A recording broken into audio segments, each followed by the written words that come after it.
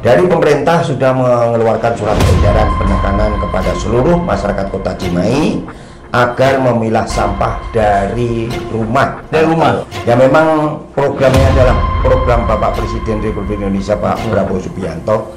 Ini sangat bagus, sangat mulia karena itu untuk kepentingan masyarakat. Pamungkas bekerja keras, kemauan keras, kemauan ikhlas, insya Allah tercapai dengan baik.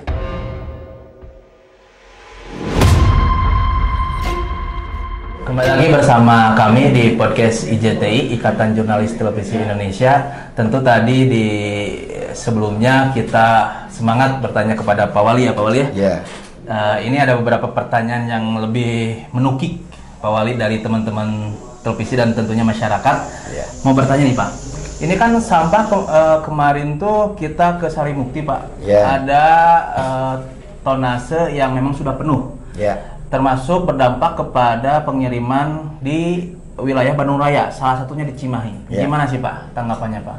Baik, terima kasih warga Kota Cimahi. Saya sampaikan kepada seluruh warga Kota Cimahi bagaimana problema tentang sampah di Kota Cimahi dan bagaimana penanganannya. Perlu diketahui bahwa Cimahi ini sehari menghasilkan sampah itu lebih kurang 250 ton. 250 ton per hari. Per hari, betul. Bagaimana penyelesaiannya? Sedang kita juga dibatasi apabila sampah itu hanya diangkut kemudian dibuang. Nah, di sini dari pemerintah sudah mengeluarkan surat edaran penekanan kepada seluruh masyarakat Kota Cimahi agar memilah sampah dari rumah. Dari rumah. Ya. Jadi pemilihan sampah di sana di rumah itu adalah organik, anorganik dan B3 ya. B3 betul. Sehingga mana yang tidak bisa diolah dan sebagainya. Betul. Nah, disitulah akhirnya pemerintah Kota Cimahi mengambil sesuai jadwal. Contoh, hari Senin kita ambil adalah sampah organik. Oke. Jadi tidak tercampur lagi. Besok hari keduanya kita mengambil sampah anorganik. Ya, kemudian yang ketiga nanti adalah yang B3. Betul. Sehingga nanti akan terpilah dari rumah. Betul. Sehingga tidak campur lagi, dan kita juga dengan 250 ton tadi kita bisa bagaimana mengurangi. Betul. Dengan tidak membuang. Tidak membuang, betul. Kita sudah memiliki salah satunya adalah tempat pencacah sampah. Betul. Yang menghasilkan bukan dibakar ya, tetapi dijadikan RDF. Nah, RDF ini dicacah, kemudian sudah terpilah. Nah, cacahan ini adalah dikirim ke Semen Jawa. Jadi nilai ekonomisnya ada Pak? Ada nilai ekonomisnya. Nah, di situ. Nah, yang sampah yang busuk-busuk dibawalah satu pengolah sampah yang ada di Cimenteng. Betul. Di sana menjadi Magot. Nah, di situ salah satunya pengolahan yang setiap hari bisa antara 50 ton. 50 ton. Ya.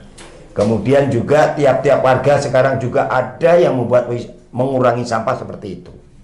Sehingga bisa berjalan dengan baik. Sisanya kita secara rutin membuang sampah masih di Sarimukti. Betul ya. Jadi karena apa, di sana yang dulunya sekitar 34 truk sekarang kan hanya 17 truk. Betul. Setelah 17 truk sekarang dihitung tonase. Betul. Ya, tonase, sehingga yang semula 17 truk paling tinggal 15 truk. Betul. Karena apa? Tonasenya berat. Betul. Dan itu. Tetapi alhamdulillah dengan itu masih bisa kita jalankan secara rutin, semua bisa terpilah, kemudian diolah dan dibuang sebagian. Nah, ini saya juga bersyukur mudah-mudahan seterusnya masyarakat Kota Cimahi juga menyadari tentang penyelesaian sampah ini dengan memilah dari rumah. Edukasi ini penting karena apa, ini untuk kepentingan kita bersama. Nah, ini salah satunya sampah. Ya.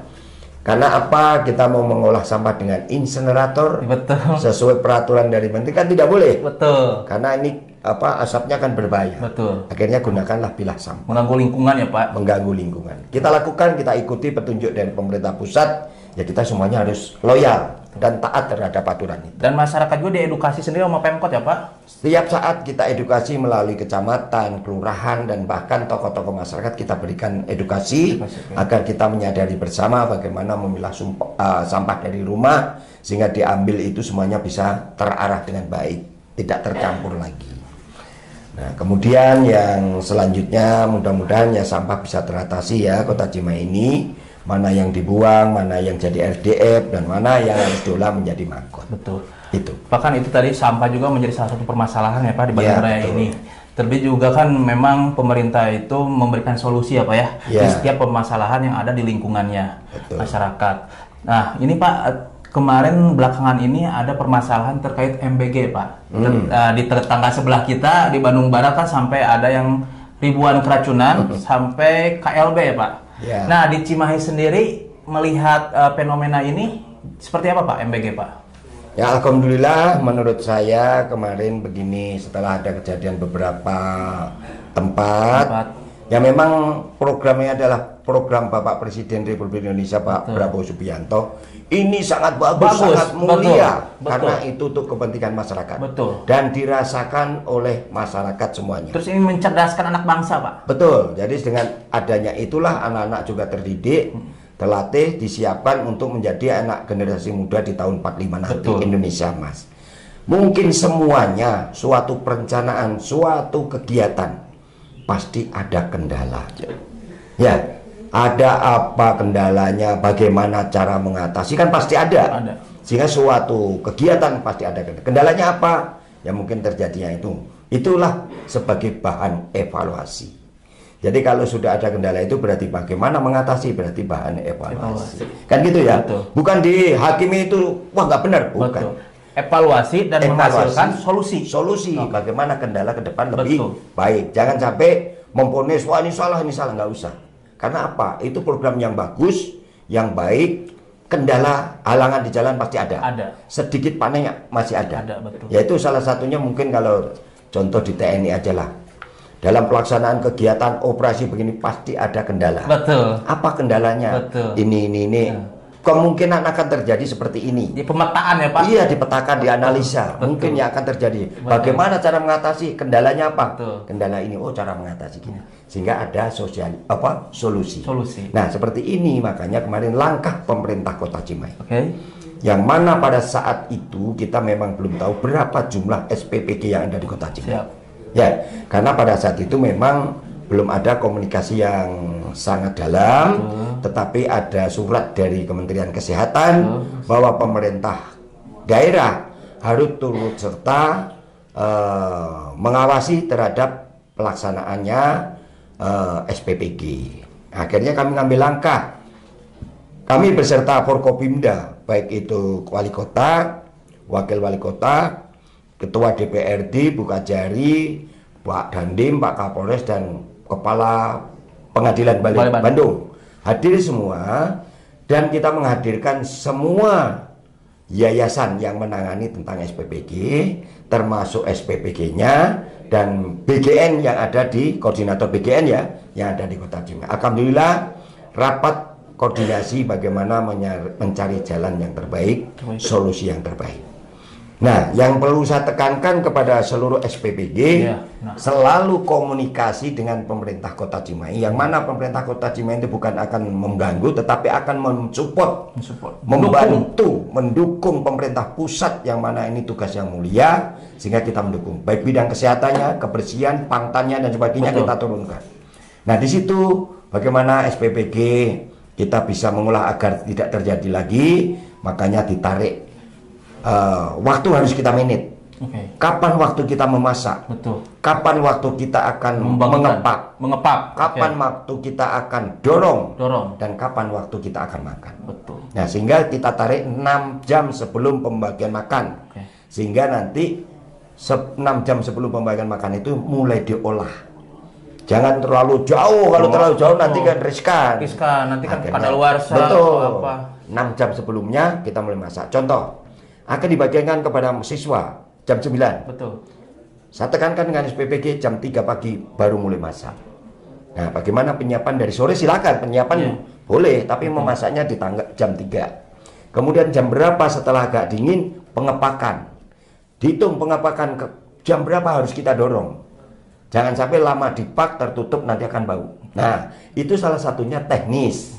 Akhirnya kita buat bersama, kemudian kerjasama yang baik. Kemudian juga saya sampaikan kepada Dinas Kesehatan supaya selalu mengecek setiap SPPG sebelum dibagikan. Turunkan anggota puskesmas semuanya untuk turut membantu agar tidak terjadi hal-hal yang tidak diinginkan, khususnya di Kota Cimahi. Saya tekankan juga, memasak harus menggunakan air galon. Air galon. Nah, Oke. Yang kedua, yang mencuci pakai mencuci omprengnya. Oke. Karena itu stainless, kalau Stainless. sudah kena minyak pasti susah. Betul. Sehingga perlu adanya tenaga. Ya, kemudian perlu adanya cuci bersih, berarti harus pakai air panas. Itu artinya kan Pemkot Cimahi membantu dan mempermudah. Membantu, jangan sampai terjadi apa-apa. Oh iya. Bukan mempersulit, tidak. Bukan. Ini sebagai solusi. Kalau dipakai mangga, tapi penekanan saya itu. Setelah air panas, contoh, kalau satu SPPG menangani 3.000 sampai 4.000 atau 3.500, harus diperhitungkan. Kalau kita mengerjakan pekerjaan 3.000, berarti perlu tenaga. Tenaga yang ditentukan dari pusat 50, ya 50, jangan dikurang-kurangi. Okay. Karena kalau semakin sedikit tenaganya, semakin berat mereka. Sehingga akhirnya mencuci asal-asalan. Nah gitu ya, kita bagi. Oh kalau 53 adalah bagian gizi, 47 sebagai tenaga. Ya gunakan itu tenaga. Harus sesuai ya Pak? Sesuai.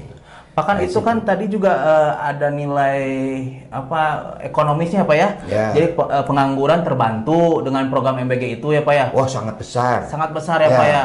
Betul. Terus yang jual-jual UMKM atau jual-jual produk-produk itu terbantu juga. Betul. Nah, jadi sangat membantu. Betul. Sangat membantu ya Pak ya? Iya. Karena itu sistemnya ya, bahwa satu SPPG bisa menampung tenaga kerja 50 orang. 50 orang, oke. Belum yayasannya ya. Itu yang mengerjakan aja 50 orang. Betul. Satu SPPG 50 orang. Kalau satu tempat 50 berarti tenaga kerja berapa? Betul. Tertampung di situ, mendapatkan penghasilan dan bekerja. Betul. Ya, itu salah satunya adalah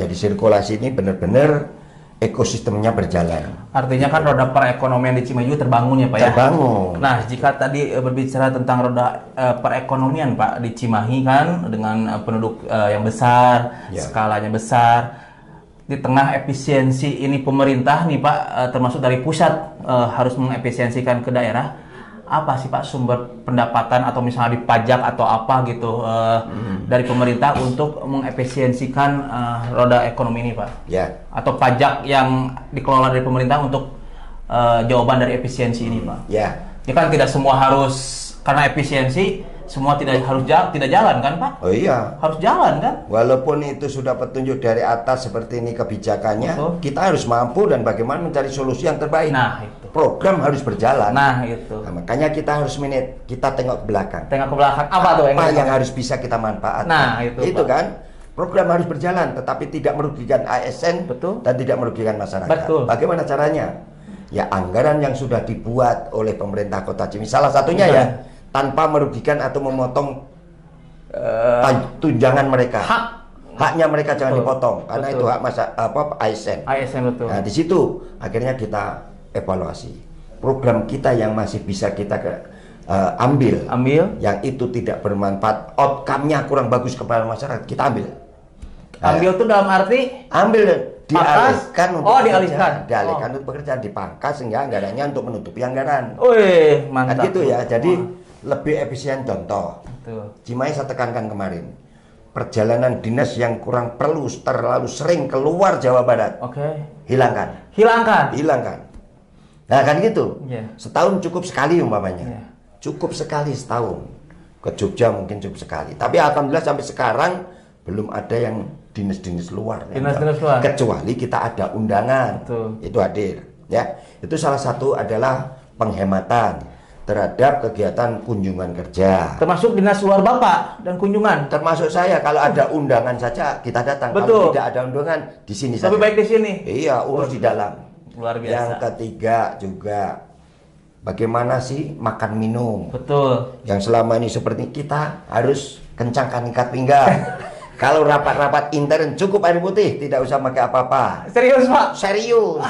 Tetapi kalau ada tamu kita masih mampu memberikan. Gitu. Jadi efisiensi. Yang ketiga bagaimana ATK yang selama ini zaman teknologi. Betul. Beralih ke teknologi. Nah, pangkas ATK-nya separuh. Nah, akhirnya nanti akan efektif. Ternyata masih bisa jalan, ya sudah gunakan kan gitu ya. Tidak perlu hamburan-hamburan yang kurang bermanfaat. Yang keempat juga kenapa sih saya cek lagi listrik? Nah, coba saya cek listrik berapa Cimahi umpamanya 1 tahun 17 miliar. Jam 5 matikan. Paling lambat jam 6 matikan listrik, kecuali yang tempat-tempat krusial. Betul. Jadi penghematan terhadap listrik. Salah satu mudah-mudahan bisa 50% aja. Berarti kan sudah pengiritan. Betul. Itu salah satu contoh-contoh yang kita lakukan tanpa merugikan ASN ataupun masyarakat. Tapi program tetap berjalan. Berjalan ya. Jadi bukan pelit, tapi mengefektifkan. Itu. Pak, nih kan tadi kalau sumber-sumber pajak, Pak. Oh. Ini untuk pendapatan gitu kan? Ya. Kan mungkin ada trik atau misalnya ada yang belum apa gitu. Ya, bagi kami perpajakan begini saya sampaikan kepada seluruh masyarakat juga. Di tengah-tengah adanya gini, kita Cimahi tidak menaikkan pajak. Karena akan memberatkan masyarakat. Apalagi dalam kondisi saat ini, Pak. Dalam kondisi saat ini kita tidak menaikkan pajak. Tetapi kita luruskan kembali dengan adanya surat edaran ataupun yang lain bahwa kita akan tetap PAD harus ada, tetapi tidak memberatkan masyarakat. Bagaimana caranya? Ya kita tidak naikkan pajak, baik itu pajak PBB, pajak yang lain-lain ya, tidak naik. Hanya justru pemerintah Kota Cimahi memberikan relaksasi. Pengurangan pajak, bukannya menaikkan. Bisa daerah-daerah lain menaikkan, ini dikurangi. Contoh, bahwa Kota Cimahi memberikan relaksasi terhadap pajak bangunan. Yang pajak besarnya 100.000 ke bawah. Kalau kemarin kan 50.000 ke bawah. Betul. Saya buat untuk tahun 2026 yang pajaknya 100.000 ke bawah kita bebaskan. Kemarin kan 50.000 nih. Sekarang naikin lagi. Saya naikkan 100.000, bebaskan. Kan kalau secara ekonomi rugi, Pak. Ya rugi, tapi masyarakat terbantu. Betul. Cuma kita juga minta juga kerjasama dengan masyarakat yang belum membayar pajak, tolong bayar. Ya, contoh, ada yang nunggak 10 tahun. Ada yang nunggak 5 tahun. Betul. Dendanya kita bebaskan. Kita bebaskan. Nah, itu nanti ada pengurangan lagi. Kalau dari 10 tahun bisa juga nanti dilaksanakan 5 tahun atau 6 tahun. Itu kan mengurangi. Betul. Sehingga tidak menjadikan beban bagi masyarakat. Betul. Tapi tolong disiplin. Ya kewajiban saya membayar pajak, ya bayar. Karena pajak itu bukan untuk pemerintah untuk dinikmati, tetapi untuk dikelola di dalam pemerintahan. Betul. Untuk membangun Kota Cimahi kembali lagi. Kembali lagi ke masyarakat. Betul. Ya tanpa pajak kita nggak bisa membangun kan gitu ya. Itu salah satunya. Pajak-pajak ini kita kurangi. Betul. Yang pajak pensiunan namanya, purnawirawan. Nah, khususnya TNI Polri yang memiliki Kartika Eka Paksinararia. Betul. Dan dia mengajukan keberatan atau bantuan pengurangan pajak, masih kita berikan 75%. Luar biasa. Baik apa dia, Pak? Ya, tinggal disiplin bayar pajak ya? Ya, disiplin saja. Iya. Selama nanti pajak itu ditunda tidak dibayar, semakin berat. Betul. Makanya cicil. Dan mumpung masih ada program ini, Pak ya? Betul, kita tiap tahun saya kasih. Oh, siap. Nah, gitu. Pak, jika tadi sudah dibahas juga tentang roda ekonomi, terus sampah, terus banjir, ini Pak, ada masalah lagi Pak. Ini kan di Cimahi itu di Bandung Raya itu ada sesar lembang Pak. Ya. Pergerakan apa sih Pak mitigasi agar masyarakat tidak ketakutan? Apa Pak? Mitigasi? Baik, terima kasih. Memang santer-santernya tentang bencana ya. Baik itu bencana di Cimahi ini mungkin bisa bencana longsor, gempa bumi, longsor, banjir kan gitu ya, dan sebagainya. Nah itu salah satunya bagaimana pemerintah Kota Cimahi dalam hal ini menekankan kepada BPBD agar memberikan edukasi kepada masyarakat apabila hal ini terjadi, kita tahu apa yang harus kita lakukan.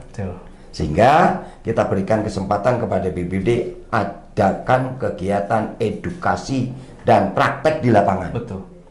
Bagaimana kalau terjadi di rumah susun, bagaimana tindakan apabila di rumah susun yang di atas, kemudian kalau di bawah bagaimana? Betul. sehingga tahu nanti bagaimana mengatasi.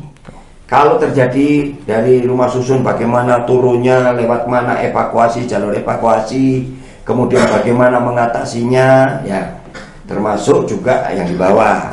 Oh, kalau kejadian sini larinya ke sini, dan kemudian menyelamatkan apa? Apakah itu meja kayu atau apa sebagai perlindungan? Itu edukasi.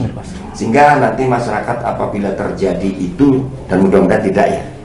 Kalau terjadi itu, tahu masyarakat, waduh ada meja, saya harus di bawah meja. Jadi waspada ya Pak? Waspada sebelumnya. Oh, nanti apabila terjadi apa-apa, apa yang harus kita amankan? Surat-surat penting, berarti kita tempatkan surat penting yang mudah dijangkau dan mudah diamankan. Kan gitu. Nah, itu salah satunya adalah itu, bagaimana kita mengedukasi kepada masyarakat apabila sesar Lembang dan ini terjadi benar. Ya, kita harus berupaya bagaimana seperti itu. Jika masyarakat tidak perlu, aduh apa yang harus kita lakukan? Dia tidak bingung ya Pak? Tidak bingung. Betul. Oh iya, edukasi seperti ini berarti saya menyelamatkan diri di dalam meja, umpamanya ini contoh. Itu salah satu edukasi sehingga masyarakat juga bisa mengantisipasi. Bagaimana bangunan-bangunan yang kira-kira kalau rawan dengan bencana gempa harus diperkuat, atau membuat rumah-rumah yang bagaimana jangan sampai terjadi itu. Oh, ini tanahnya, lokasinya kalau terjadi gempa, tanah longsor, ya kita upayakan jangan sampai terjadi. Nah, itu adalah salah satu bagaimana mitigasi bencana yang mana kita lakukan edukasi ini. BPBD melibatkan salah satunya mungkin dengan Tagana, relawan-relawan ya Pak? Relawan-relawan, kemudian KSP, betul. Kemudian juga Katana, betul. Juga FPRB, betul. Ya, itu semuanya bekerja sama untuk bagaimana edukasi kepada masyarakat. Kita sudah tanam dari utara, tengah, selatan, apabila terjadi semua bergerak secara serentak. Jadi himbauannya Pak ke masyarakat Pak, kan tadi sudah dikasih mitigasi, sudah. Ya, himbauan kami mohon kepada seluruh masyarakat Kota Cimahi, jaga keamanan, kesehatan kita bersama, jangan lengah, selalu menyelamatkan diri, keluarga kita, dan kondisi kita semuanya. Bagaimana kita berbuat apabila terjadi hal-hal mitigasi atau bencana, kita harus berbuat apa? Harus lari kemana? Apa yang dibawa? Bagaimana menyelamatkan? Mengikuti edukasi itu. Selamatkan di tempat di bawah meja dan sebagainya. Lari evakuasi kemana dan sebagainya. Dan hal-hal yang ingin sampaikan kepada masyarakat Kota Cimahi, saya dengan Pak Wakil Wali Kota Mas Aditya sekarang sedang melaksanakan tugas selama lebih kurang 8 bulan. Tentunya belum bisa secara keseluruhan tercapai. Tetapi yakinkan bahwa saya dengan Pak Wakil bersama-sama untuk membangun Kota Cimahi ini dengan tulus dan ikhlas. Dan kalau memang ada pemikiran-pemikiran negatif dan sebagainya, itu hal biasa. Hal biasa. Tetapi kami bukan merupakan tantangan, tetapi itu cambuk bagi kita untuk berbuat yang terbaik untuk kesempurnaan di dalam pelaksanaan tugas. Yang penting ikhlas, sesuai aturan, protap kita lakukan, normatif kita lakukan. Ini kan artinya 8 bulan Bapak bekerja dengan Pak Wakil sudah memperlihatkan ya Pak ya, hasil-hasil. Optimis nggak Pak?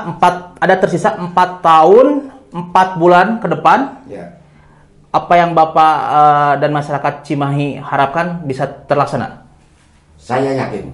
Yakin Pak? Harus yakin. Komitmennya? Ya, kalau kekurangan-kekurangan sedikit-sedikit dan sebagainya, karena apa? Dalam pelaksanaan belum tentu mulus semua. Betul, ada dinamika. Ada dinamika, ada mungkin anggaran, ada dinamika bagaimana kendalanya. Tidak masyarakat yang belum tentu menerima. Ya, belum aturan dan sebagainya. Belum aturan, betul. Ya kan gitu. Betul. Contoh tadi, sampah tidak boleh insinerator. Akan itu kendala. Betul. Berarti harus mengambil inisiatif yang lain. Betul. Nah, itu salah satu kan kendala ya. Tapi saya yakin saya dengan Pak Wakil bisa melakukan tugas dengan sebaik-baiknya. Itu. Dan fokus dengan visi misi kita. Oh, Pak. Program kita harus berjalan dan tercapai selama 5 tahun. Artinya ketika jabatan dari Pak Wali dan Pak Wakil, masyarakat harus happy, betul Pak? Harus happy. Harus happy, betul. Harus ikhlas dan saling kontrol. Jangan punya seudon, jangan jadi fitnah. Betul. Selama happy, kita kerjasama, persaudaraan, kekeluargaan, insya Allah terjadi. Terakhir, satu kalimat pamungkas dari Pak Wali ini yang ditunggu-tunggu masyarakat. Apa Pak? Mari bergerak bersama. Bergerak bersama. Kota Cimahi. Karena pemerintah juga tidak bisa bekerja sendiri. Saya harapkan semua saling menyadari, membantu mendukung program ini untuk kepentingan bersama. Dan melibatkan pentahelik, bukan hanya pemerintah saja, tetapi melibatkan pengusaha, melibatkan ormas, melihat akademisi dan juga media. Itu salah satunya yang harus kita bawa untuk bagaimana kita ke depan yang lebih baik. Pamungkas bekerja keras, kemauan keras, kemauan ikhlas, insya Allah tercapai dengan baik. Amin. Mungkin bisa saya garis bawahi ke teman-teman juga, tadi pertanyaan dari netizen, selama 8 bulan pencapaian apa saja yang sudah dilakukan oleh Pak Wali Kota. Tadi sudah dijawab secara keseluruhan. Dan terakhir, Pak Wali Kota berkomitmen ingin memberikan manfaat sehingga masyarakatnya happy. Betul? Assalamualaikum warahmatullahi wabarakatuh. Kembali lagi bersama kami di podcast IJTI. Tentunya ke depan dengan narasumber-narasumber handal. Assalamualaikum Pak Wali. Waalaikumsalam warahmatullahi wabarakatuh. Hatur nuhun pisan Pak Wali. Amin. Amin.